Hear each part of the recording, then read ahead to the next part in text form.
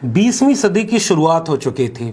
मध्य भारत के सतारा में एक बच्चा स्कूल में पढ़ने गया तो उसे अछूत कहकर अपमानित किया गया। उस बच्चे ने एक बार सार्वजनिक जगह से पानी पी लिया तो बेरहमी से पीटा गया।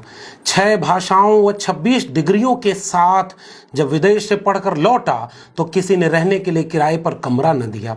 जाति छुपाकर रहने की कोशिश की तो अचानक एक दिन जानलेवा हमले के साथ सामान समेत सड़क पर फेंक दिया गया।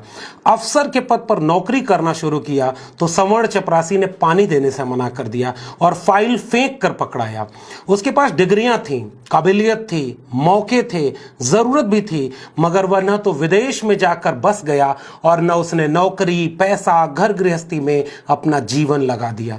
सब कुछ होते हुए भी वापस उसी समाज के पास लौटा जहां हर कदम पर उसे जाति के नाम पर अपमानित किया गया था। पे बैक टू सोसाइटी को अपना मिशन बनाया। मिशन के चलते पत्नी व बच्चे तक को नहीं बचा सका। घर बिखरता गया और वह बिखरे समाज को जोड़ने की कोशिश करता गया। जीता, हारा, परेशान हुआ, साजिशों का शिकार भी हुआ, मगर न रुका, न थका और न निराश हुआ। मौका मिला तो उसने भारत को एक मुकम्मल राष्ट्र बनाने वाला दस्तावेज लिख डाला। ताउम्र जो अन्याय व गैर बराबरी का शिकार हुआ, उसने हर तबके के लिए न्याय व समानता लिखी। उसके जाने के बाद उसे दफन करने की अनवरत कोशिशें की गईं। उसकी लिखी हुई किताबें गुम कर दी गईं, मगर वह वापस लौटा। जन्म के 100 साल बाद और मरने के 33 साल बाद उसे भारत रत्न मिला। उसकी किताबें छपीं, उसे पढ़ा व जिया गया। आज वह न्याय, समता, सम्मान व हक के लिए लड़ते हुए हर तबके के जन आंदोलनों का एक अगुआ नायक बनकर उभरता जा रहा है। हम बात कर रहे हैं आधुनिक भारत के राष्ट्र निर्माता, भारत रत्न बाबा साहब डॉक्टर भीमराव अंबेडकर की। अभिवादन स्वीकार करिए लक्ष्मण यादव का और स्वागत है आपका सामाजिक न्याय की पाठशाला में।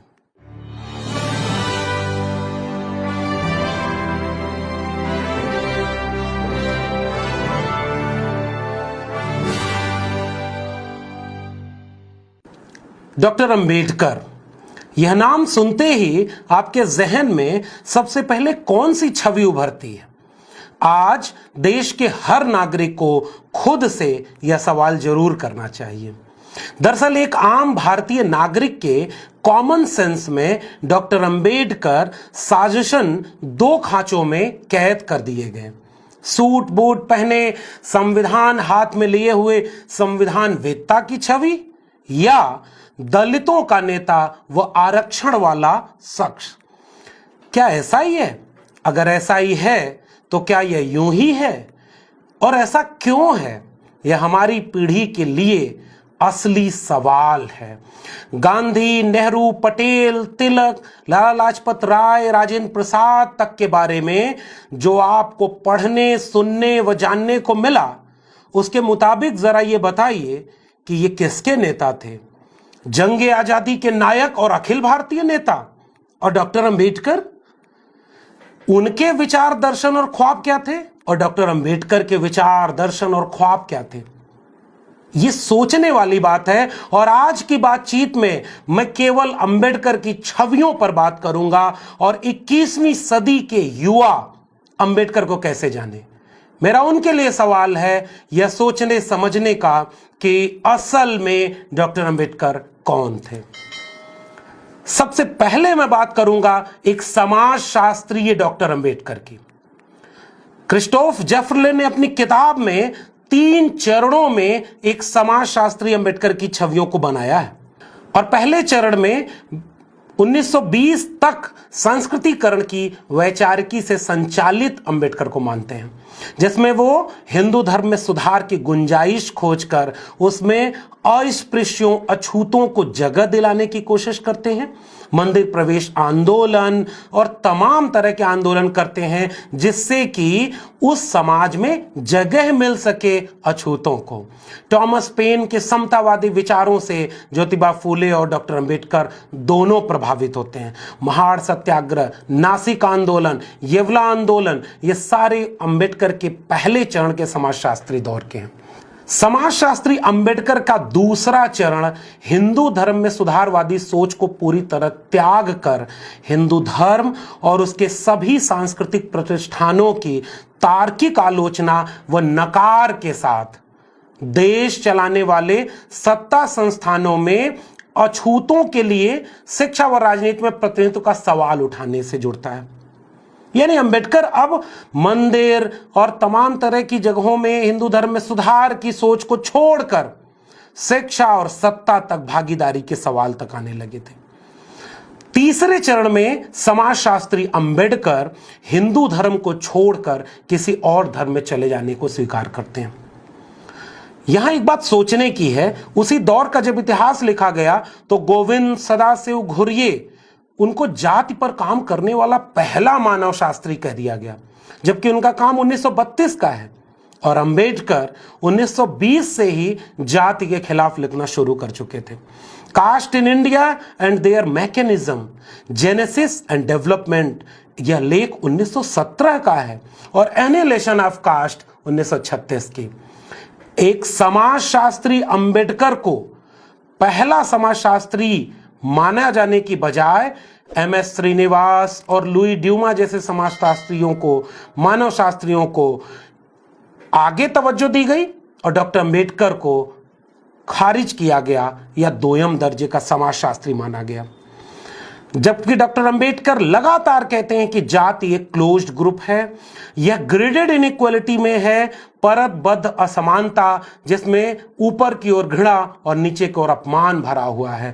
धर्म और शास्त्रों से वैधता इसे मिलती है, नीची जातियों पर आरोपित किया जाता है। इन सभी चरणों में क्रमशः जो एक बात उत्तरोत्तर परिष्कृत व संवर्धित होती जा रही थी वह हिंदू धर्म की तार्किक आलोचना और जाति का सवाल थी। क्या आपको एक समाजशास्त्री डॉक्टर अंबेडकर से परिचय कराया गया? यह मेरा पहला सवाल है। दूसरा सवाल होगा राजनीतिक चिंतक डॉक्टर अंबेडकर से जुड़ा हुआ। डॉक्टर अंबेडकर एक राजनीतिक चिंतक भी थे। उन्होंने अपने जीवन काल में जब पहला राजनीतिक दल बनाया तो उसका नाम इंडिपेंडेंट लेबर पार्टी रखा, जिसका गठन 1936 में हुआ।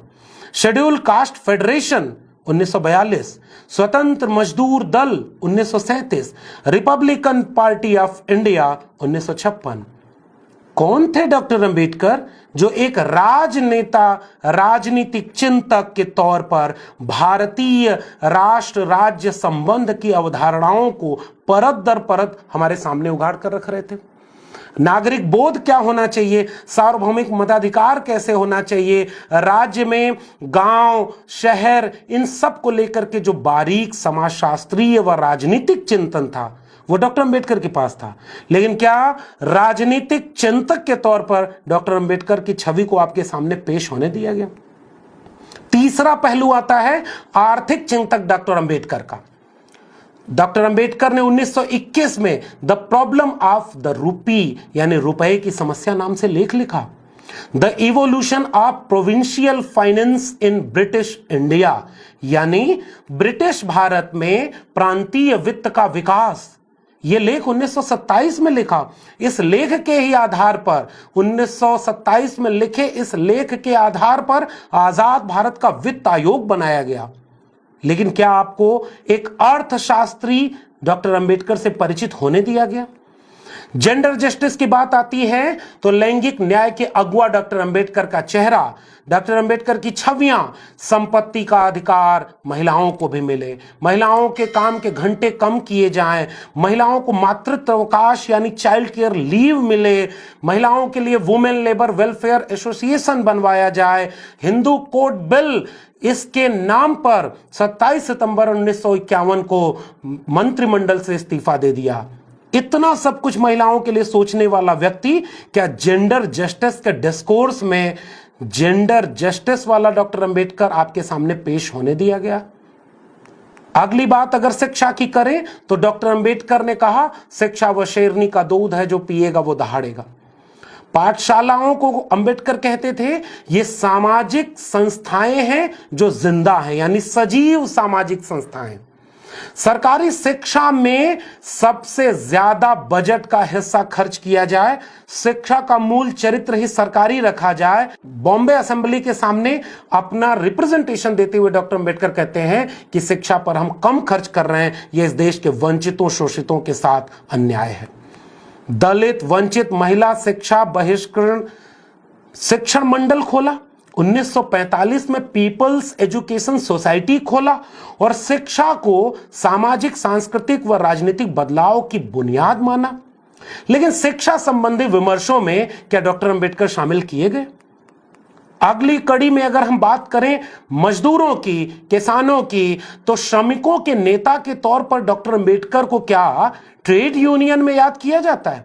काम के घंटे घटाकर 8 घंटे करने हो, मानवीय सुविधाओं और गरिमा के साथ एक मजदूर को काम करने का मौका मिले, इसका सवाल उठाना हो, वेतन भत्ता, ग्रेड पे, ग्रेचुइटी, तमाम मसलों पर मजदूरों को हक दिलाना हो, लेबर प्रोटेक्शन एक्ट की बात हो या लेबर वेलफेयर एसोसिएशन की बात हो, एम्प्लॉयमेंट एक्सचेंज की बात हो या सैद्धांतिक तौर पर इस विमर्श को खड़ा करना हो कि भारत में श्रम का ही नहीं श्रमिकों का भी विभाजन है, क्या डॉक्टर अंबेडकर श्रमिकों के अगुआ दार्शनिक चिंतक के बतौर आपको जानने दिया गया?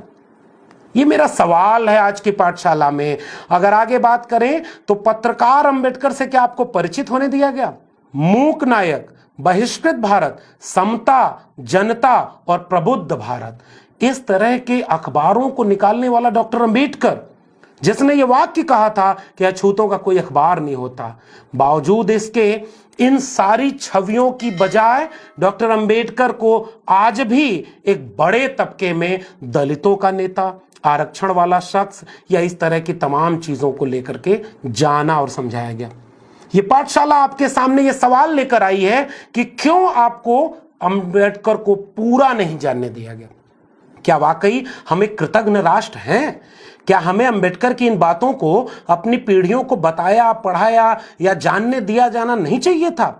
जंग आजादी का ऐतिहासिक सफर पूरा करके भारत जब एक देश बनने के मुहाने पर खड़ा था, राष्ट्र बनने की प्रक्रिया शुरू कर रहा था, एक नया भारत बनाने का मौका दरवाजे पर खड़ा था, नए भारत की नई जमीन कौन सी होगी, उसकी अगुवाई में, किसकी अगुवाई में उसे रचा जाए, जब यह सवाल सामने खड़ा था तो इस जमीन को रचने की जिम्मेदारी दी जाती है एक डिप्रेस्ड, ऑप्रेस्ड, अछूत, दलित, शूद्र व्यक्ति को। यह कोई एहसान नहीं था, बल्कि यह एक किस्म की मजबूरी थी, क्योंकि उस वक्त डॉक्टर अंबेडकर से ज्यादा काबिल, डिग्रीधारी व सक्षम कोई और भारतीय नहीं था। डॉक्टर अंबेडकर को मौका मिला तो उन्होंने भारत का संविधान लिखा, उन्हें मौका मिला तो उन्होंने मनुस्मृति लिख दी। एक दलित, शूद्र, अछूत को मौका मिला तो उसने सबको सबके हिस्से का न्याय व समानता लिख दिया। बस इतना सा ही तो फर्क है। आज डॉक्टर अंबेडकर होते तो संवैधानिक, पंथ निरपेक्ष राज्य के विनाश होता देख और हिंदू राष्ट्र बनाने की कोशिशों को अपने सामने घटता हुआ देखकर अपनी किताब पाकिस्तान और द पार्टीशन ऑफ इंडिया के इस वाकये को और कड़े वाक्यों में लिखते कि अगर हिंदू राष्ट्र हकीकत बनता है तब वो इस मुल्क के लिए सबसे बड़ा अभिशाप होगा। हिंदू कुछ भी कहें, हिंदू धर्म स्वतंत्रता, समानता व बंधुत्व के लिए खतरा है। इस आधार पर वह लोकतंत्र के साथ मेल ही नहीं खाता। हिंदू राज को किसी भी कीमत पर रोका जाना चाहिए, क्योंकि हिंदू जीवन संहिता पूरी तरह स्वतंत्रता, समता व बंधुत्व का विरोधी है। आज डॉक्टर अंबेडकर होते तो समझाते कि हिंदू राष्ट्र केवल मुसलमानों का विरोधी नहीं है, वह हिंदुओं के लिए ज्यादा खतरनाक है। हिंदू राष्ट्र दलितों, आदिवासियों, पिछड़ों और महिलाओं के खिलाफ है। जातिवादी असमानता हिंदुत्व का प्राण तत्व है। हिंदुत्व और लोकतंत्र दो विरोधी छोर हैं। महात्मा गांधी द्वारा दलितों को हिंदू धर्म में वापस लाने के प्रयासों के जवाब में अंबेडकर ने कहा था, कड़वी चीज मीठी बनाई जा सकती है, लेकिन जहर का स्वाद नहीं बदला जा सकता। आज डॉक्टर अंबेडकर होते तो अंतरजातीय विवाह अनिवार्य बनाते, रोटी बेटी के संबंध को अनिवार्य बनाते, धार्मिक व सांस्कृतिक हेजमनी को ध्वस्त करते, ग्रेडेड इनइक्वालिटी को मिटाते और जाति के विनाश को इस देश का सबसे प्रथम मकसद बनाते हुए हर पब्लिक सेक्टर में, बैंक में, प्रोफेसरी में, जज में, मीडिया में, देश चलाने वाले हर संस्थान में हर एक तबके की नुमाइंदगी के लिए लड़ते। आज डॉक्टर अंबेडकर होते तो पेरियार और लोहिया के साथ मिलकर एक बहुजन एका के साथ खड़े होते। आज डॉक्टर अंबेडकर होते तो पिछड़े वर्ग के युवाओं को और स्पष्ट भाषा में समझाते कि फूले, पेरियार, ललई, जगदेव, रामस्वरूप जैसों के अधूरे ख्वाब को कब पूरा करोगे। आज डॉक्टर अंबेडकर होते तो CNRC NPR को लेकर के हर किस्म की नफरती नीतियों का मुखर विरोध कर रहे होते।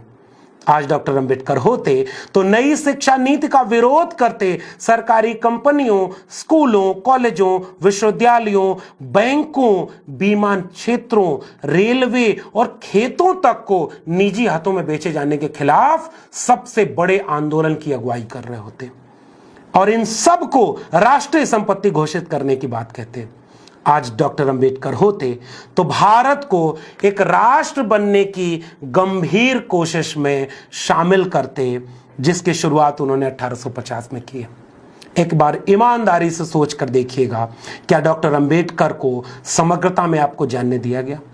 तो आप देख रहे थे सामाजिक न्याय की पाठशाला। आपको यह पाठशाला कैसी लगी कमेंट बॉक्स में जरूर बताइएगा। आपके सुझाव सलाह आमंत्रित हैं। अगर आपको ये बातें जरूरी लगती हैं तो इस चैनल को सब्सक्राइब कीजिए, बेल आइकॉन दबाइए और ज्यादा से ज्यादा लोगों तक इसे पहुंचाइए ताकि हम अपने मिशन में कामयाब हो सके। बहुत बहुत धन्यवाद।